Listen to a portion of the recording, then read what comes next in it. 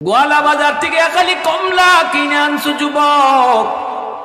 কমলাটা নিজের সন্তানের হাতে আগে দিও না রে, বউর হাতেও তুমি আগে দিও না। কমলাটা নিয়ে মার হাতে আগে দাও, নিয়ে কো আম্মা আজকে কমলাটা বড় মিষ্টি, একটা কমলা খাই আনছি গো আম্মা, কমলাটা তোমার জন্য আনছি। আব্বা কমলাটা তোমার জন্য আনছি, আব্বা তুমি কমলাটা খাও, মা তুমি কমলাটা খাও। এই যে মার হাতে নিয়ে কমলাটা তুমি দিছো, কমলার মশাটা নিয়ে মার হাতে দিছো, বাবার হাতে দিছো। মা কিন্তু এই কমলা নিজে খাবে না, কমলাটা সুলাইয়া সবার আগে তোমার সন্তানরেই খাওয়াইবো। কি না জোরে কন? নাতি ফালাইয়া কোনোদিন দাদি খায়? নাতিরই আগে দেয়। কিন্তু এই সন্তানের হাতে তুমি না দিয়া মার হাতে দেওয়ার কারণে মার দিল খুশি হয়ে গেছে। মা মনে মনে কইব, আল্লাহ আমার সন্তান বাজারে গিয়ে আমি মার কথা ভুলে নাই গো, আল্লাহ আমার সন্তান আমার কথা বলে নাই, তুমিও আমার সন্তান রে ভুললো না। আল্লাহু আকবার জোরে কও, আল্লাহ তুমিও আমার সন্তান রে ভুললো না। মার দিলটা যখনই খুশি হয়, আল্লাহ পাক কয়, বান্দা তুই তো তোর মারে খুশি করলি না, মারে খুশি করার লগে লগে আমি আরশের মালিক রে তুই খুশি করে নিছ। তাহলে আল্লাহরে খুশি করার রাস্তাই তো আমরা পাই না। আমরা তো উল্টা পাল্টা চলি আল্লাহরে পাওয়ার লাগি। যে পথে আটলে আল্লাহকে পাওয়া যায়, আল্লাহরে খুশি করা যায়, এই পথই চিনি না। ঠিক না? এই পথই চিনি না, কিন্তু সকলেই আল্লাহরে পাইবার লাগি দৌড়তেছি। কেউ ইবাই কেউ হিবাই। আমরা কই ভাই ইবাই আল্লাহ পাওয়া যায়, আমি কই না হিবাই আমি দৌড়মু, আল্লাহরে ইবাইকে পাইলিতাম। কিন্তু কোনোভাবেই যে ভাই আমরা দৌড়তেছি ভাই আল্লাহরে পাওয়া যাবে না। ঠিক কিনা জোরে কন? মূসা নবী কয়, মালিক ও মালিক, জান্নাতে আমার বন্ধু কে হবে একটু কইবানি? আল্লাহ পাক রব্বুল আলামিন কয়, মূসা তুমি অমুক বাজারে যাও, যা দেখো একটা লোক কসাই গোশত বিক্রি করে, সেই কসাই হলো জান্নাতে তোমার বন্ধু। মূসা নবী কয়, মালিক একটা কসাই আমার জান্নাতে বন্ধু হইব? আল্লাহ এমন কোন আমলের কারণে? আল্লাহ কয়, মূসা আমল আমি কইতাম না, তুমি যায়া খুঁজা বাইর করো কোন আমলের কারণে আমার বান্দা জান্নাতে তুমি মূসা নবীর বন্ধু হইব। মূসা নবী কয়, মালিক ঠিকানা বলে দাও, নাম কো? আল্লাহ কই, নাম হলো এই, ঠিকানা হলো এই। এইবার মূসা নবী ওই বাজারের ঠিকানায় লোকটার নাম তিনি খুঁজে বের করলেন, নিজের পরিচয় দিলেন না। যাইয়ে তিনি লোকটারে বলতেছেন, ভাই আমি আপনার বাড়িতে আজকে মেহমান হব, আমাকে মেহমান বানাইবানি। লোকটাই কয়, ভাই মুসাফির মানুষ আপনাকে অবশ্যই তো মেহমান বানাবো, আমি তো মেহমানের পাগল। বলুন তো মেহমান আইয়া আমরা দেখি মেহমানে কমায়া যায়, মেহমানে আইয়া আমার ভাত খাইয়া যায়, মেহমানে আইয়া আমার তরকারি খাইয়া যায়, মেহমানে আইয়া আমার ফ্রিজের মাংস খাইয়া যায়। কিন্তু আমার রাসূল কয়, মান আরাদা আন ইয়াবসুতার রিজকা ফালইউকরিম দাইফা। তোমরা দেখো মেহমানে কমায়া গেছে, কিন্তু আমি রাসূল দেখি মেহমান আইয়া বাড়ায়া গেছে। আমাদের দেখাটা ঠিক না নবীর দেখা ঠিক? জোরে কোকা, আমরার দেখাটা ঠিক না নবীর দেখাটা ঠিক? আমার রসুল কইতেছে তোমরা দেখো মেহমানে আইয়া ফ্রিজের গুছ খালি ঘুরে গেছি গা, কিন্তু আমি রসুল কইতেছি মেহমানে তোমারে বাড়াইয়া দেয়া গেছে। ওই কসাই লোকটায় কয়, হুজুর কে আপনি? মূসা নবী কয়, আমি একজন মুসাফির। পরিচয় দেয় না।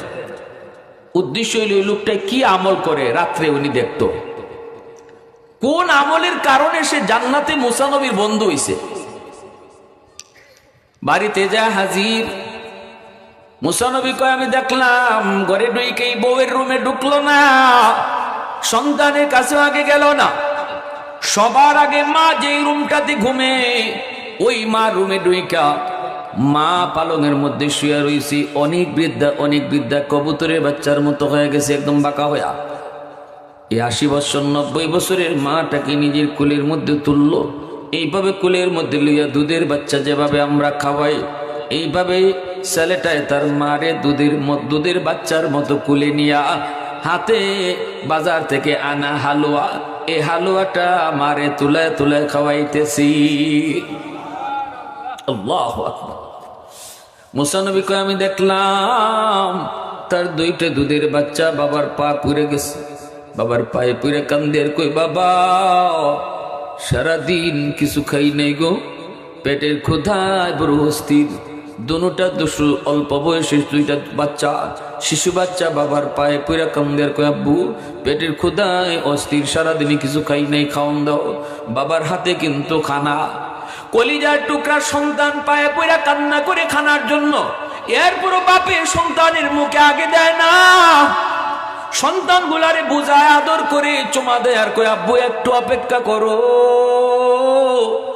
আগে তোমাদের দাদুরে খানা খাওয়া নেই।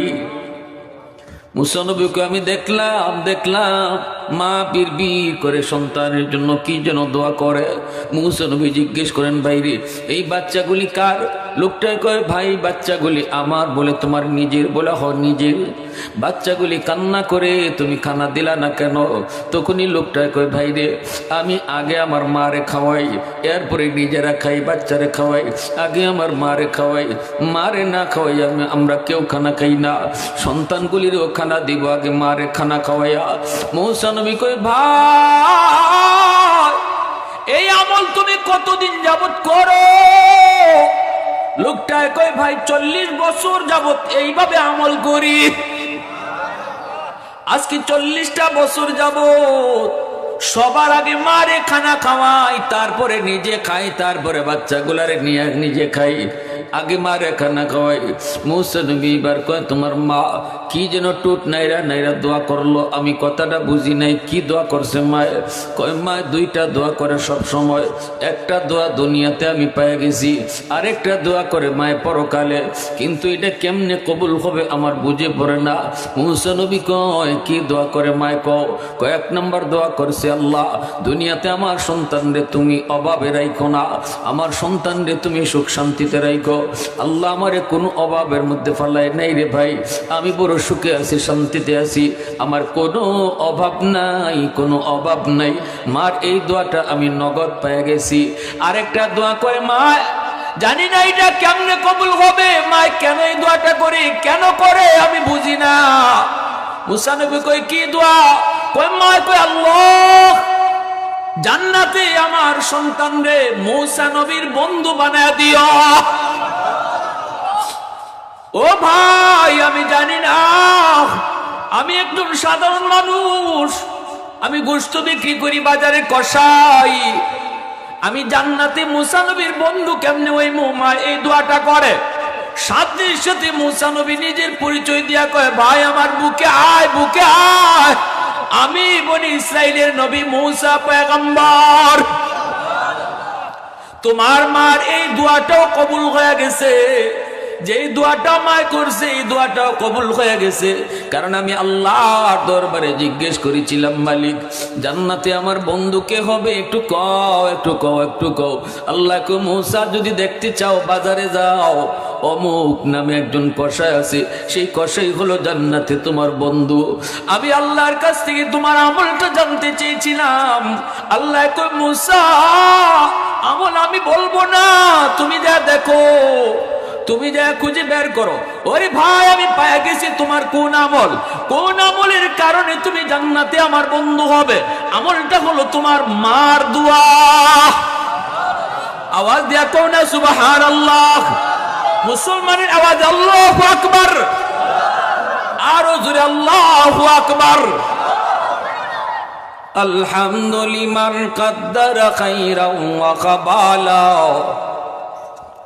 আলহামদুলিমান কদ্দারা খাইরান ওয়া কাবালা, ওয়া শুকরু লিমান সাওয়ারা হুসনান ওয়া জামালা, ফরদুন সামাদুন আন সিফাতিন খালকি বারিউন, রব্বুন আযালিয়ুন খালাকাল খালকা কামালা, লা জিদ্দা ওয়ালা নিদ্দা ওয়ালা হাদ্দা লিমাওলা,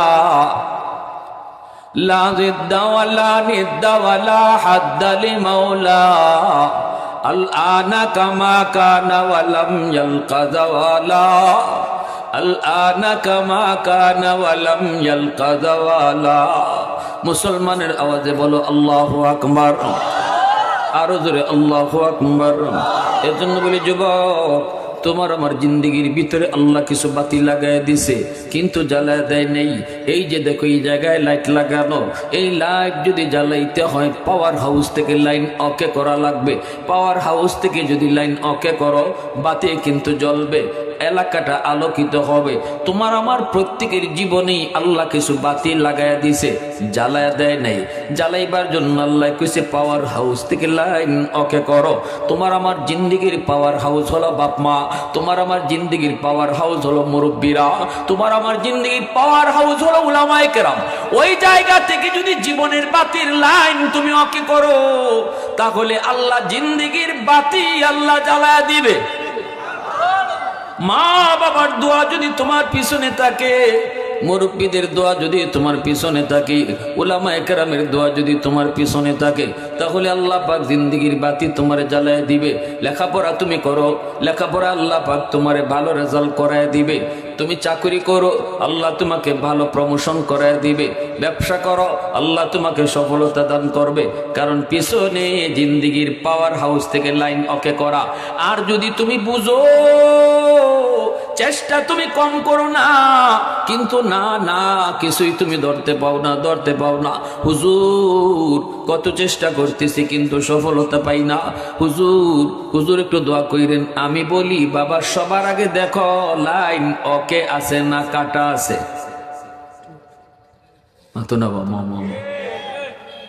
আগে দেখো তোমার জিন্দিগির লাইটের যে বাতি আছে, এই বাতির লাইন কাটা না লাইন ওকে। যদি লাইন কাটা না লাইন ওকে মানে কিটা, মানে বাপ মার সাথে সম্পর্ক তোমার বালা না খারাপ। বুঝরাইনি বা আমার মাত সকলেই বুঝরাইনি। একটু জিকির করা যাবে ইনশাল্লাহ।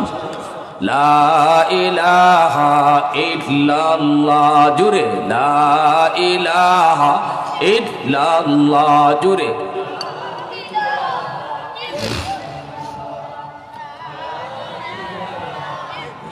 মাশাআল্লাহ, অনেক যুবক হাজির হয়েছেন। একটু আওয়াজ দিয়ে আল্লাহ পাকের, আল্লাহ পাকের নামটা একটু জোরে নেই। লা ইলাহা ইল্লাল্লাহ।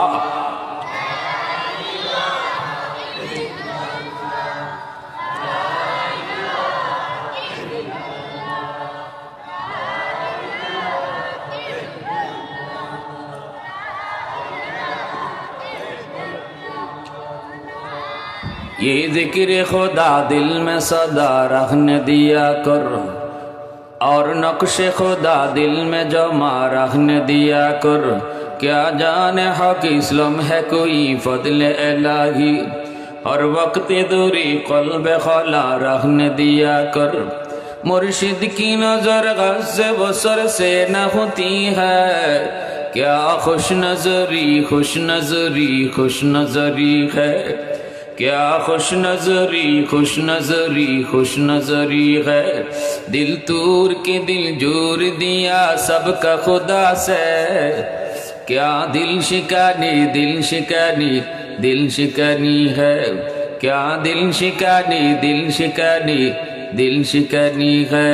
ला इलाहा इल्लल्लाह जुरे।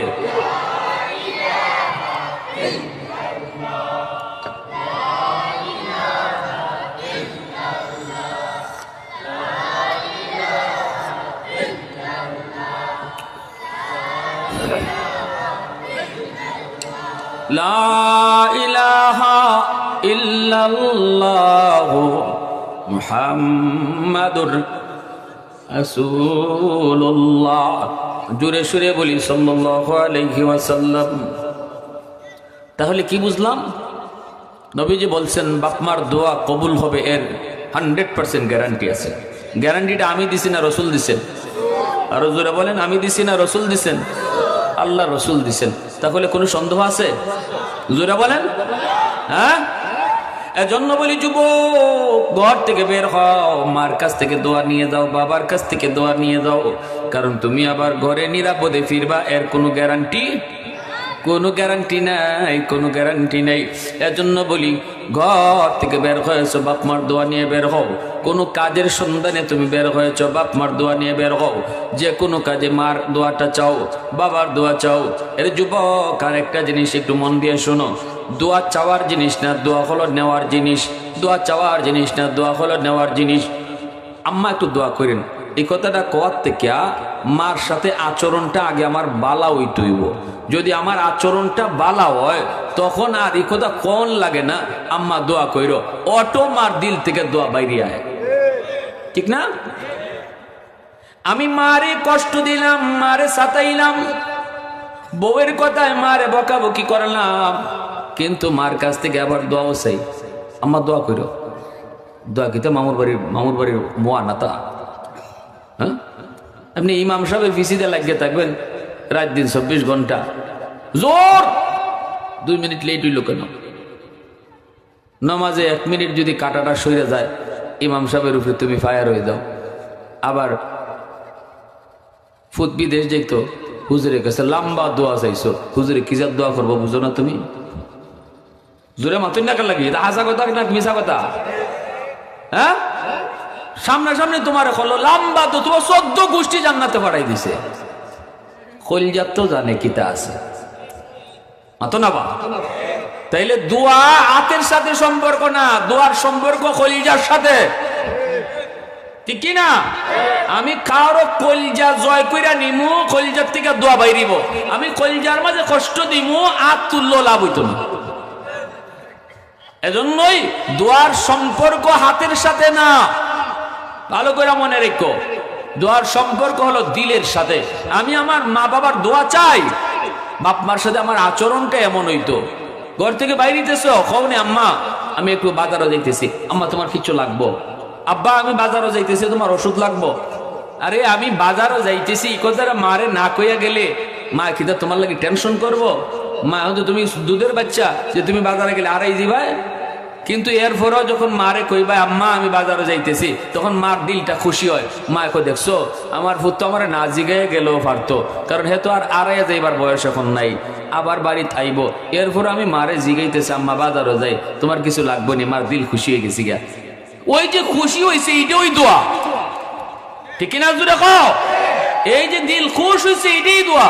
ওই সময় মা কইব আল্লাহ আমার পুত্রে তুমি সহি সালামতে নিরাপদে ঘরে ফিরে আনো, এটা দিল থেকে কইব আল্লাহ এটাই কবুল করে নিব।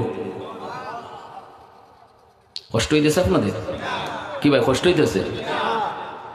অনেক যুবকরা মনে করে মামা দূর, আম্মা খালি গাইলে, আব্বা খালি মারে, অমুকের সাথে কেন যাই, তমুকের সাথে কেন হাঁটি।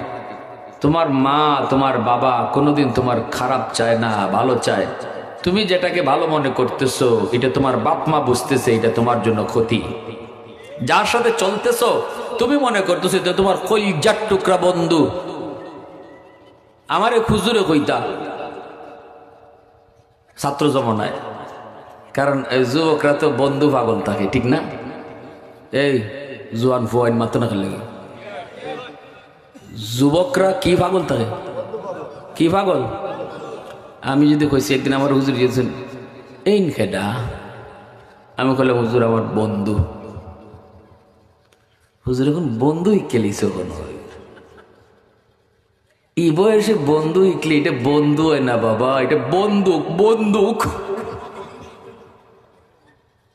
বন্ধু না, বন্দুক। বুঝছেন না আপনারা? এটার মর্ম, এটার তফসির করলে 1 ঘন্টা করতে পারবো। যে বন্ধুরে হুজুর এক বন্দুক কে লাগে কইলা, এটার তফসির 1 ঘন্টা করা যাবে। মানে এই বয়সে বন্ধুর তালে ফইরা বহু যুবক পথভ্রষ্ট হইতেছে, ঠিক না? জোরে কও, বালা করেন ফুলা, বাপ মা বালা, বংশ বালা, খালি বন্দুকের তালে ফইরা বন্দুক হইছে। এজন্য মা জানে বাবায় জানে সন্ধ্যার পরে তুমি 1 ঘন্টা লেট করে কেন আইছো, মা এটা জিগাইবই, কারণ মা খবর লইতেইব, বাপে খবর লইতেইব। অফুত 1টা ঘন্টা কার সাথে কাটাইছো? মাগরিবে আজান তো পড়ছে 1 ঘন্টা আগে, কই আসলাই?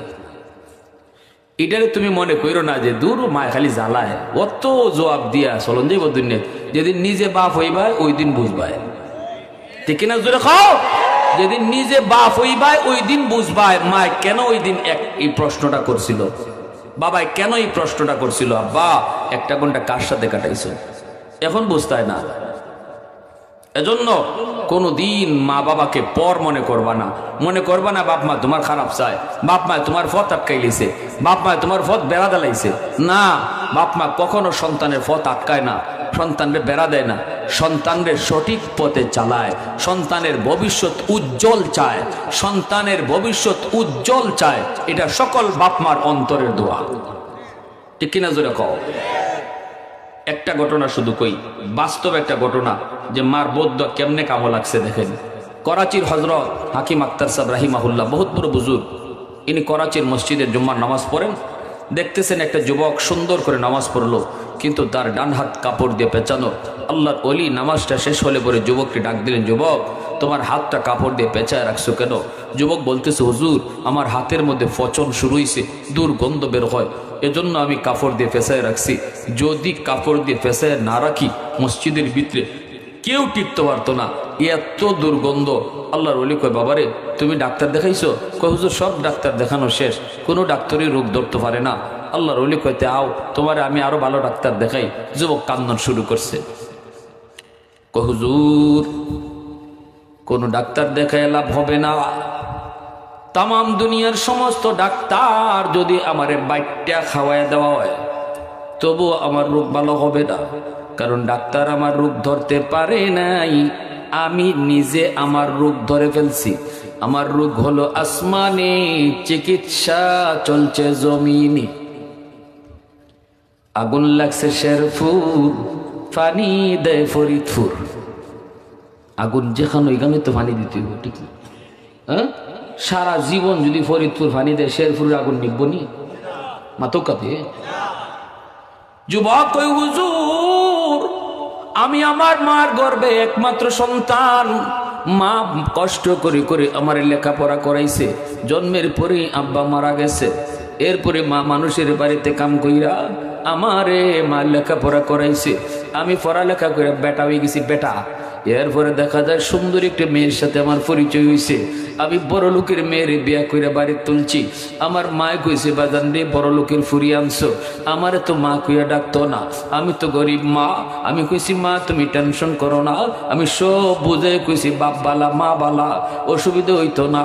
কিন্তু মা যেটা কইছিল, হুজুর কয়েকদিন পরে এটা শুরু হয়েছে, আমার মারে আম্মা কইয়া ডাকে না, মার বিরুদ্ধে আমার কাছে নালিশ দেয়। আমি তো প্রেম কইরা, আমি তো ভালোবাসা তার বিয়ে করছি, আমি তো বউয়ের প্রতি বড় দুর্বল। অফিস থেকে আসলে পরে মার বিরুদ্ধে আমারে নালিশ দেয়। আমি একদিন দুই দিন তিন দিন শুনতে শুনতে মার রুমে ঢুইকা মারে বকাবকি শুরু করলাম। মায় কই, বাজান রে বউয়ের কথায় তুই আমি মারে বকাবকি শুরু করলি।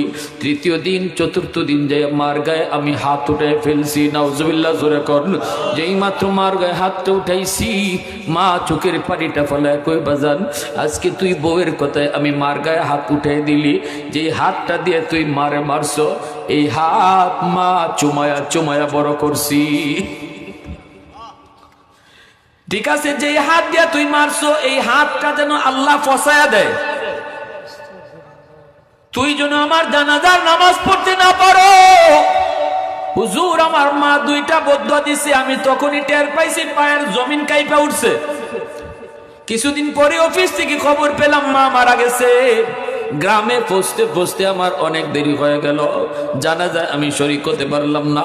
মানুষদেরা কয়, বাবা অনেকক্ষণ তোমার জন্য অপেক্ষা করছি, আর দেশের মানুষ অপেক্ষা করতে চায় না। আমি কান্দিয়ে বলি, বাবা তোমাদের কোনো দোষ নাই গো, আমি বুঝে গেছি আমার রূপ কোন জায়গায়। মার একটা বদুয়া কবুল হয়ে গেছে, আমি যেন মার জানাজা পড়তে না পারি। আমি তো জানাজা পড়তে পারলাম না, চেষ্টা করেছিলাম তারপরও পারলাম না। আরেকটা মায়ে বদুয়া করছিল, তোর হাত যেন ফচ্চা যায়। অল্প দিনের ভিতরে আমি দেখতে পেলাম আমার ওই হাত, যে হাত দিয়ে মারে মারলাম, এই হাতের মধ্যে পচন শুরু হয়েছে। এত দুর্গন্ধ, এত দুর্গন্ধ। এই হাতের পচন কোনো ডাক্তার ভালো করতে পারে না। অ্যান্টিবায়োটিক খায়, অ্যান্টিবায়োটিক দেয়, কিন্তু রোগ ভালো হয় না। ডাক্তাররা কয়, আমরা তো বুঝি না কেন এমন হইতেছে। আমি কইলাম, ডাক্তার আমি বুঝে গেছি, এই পচন উপরের দিকে খালি উঠে উপরে উঠে। আমার সুন্দরী বউ, এই বউটাও আমারে ফেলায় বাপের বাড়ি চলে গেছে। এলাকার মানুষেরা আমাকে গ্রাম থেকে বের করে দিছে। এখন আমি রাস্তায় রাস্তায় ঘুরি, রাস্তায় রাস্তায় ঘুরি, মসজিদে মসজিদে কান্দি। হুজুর আল্লাহ আমারে মাপ দিবনি, আমার এখন ঘর নেই, বাড়ি নেই, কেউ নেই, আমি মারে মাইরা দুনিয়াতে শাস্তি ভোগ করতেছি। এজন্য রসুল কয়, মা বাবার কলিজায় যেই সন্তান আঘাত দিবা, তোমারে মরণের আগে আগে আল্লাহ দুনিয়াতে নগদ শাস্তি দিব। যাদের বাপ মা দুনিয়া আছে, আজকে রাত্রে যায় মা বাবারে খুশি করব, এমন কারা কারা আছে একটু হাতটা উঠে আল্লাহরে দেখা। আল্লাহ তুমি কবুল করো, সবাই বলেন আমিন।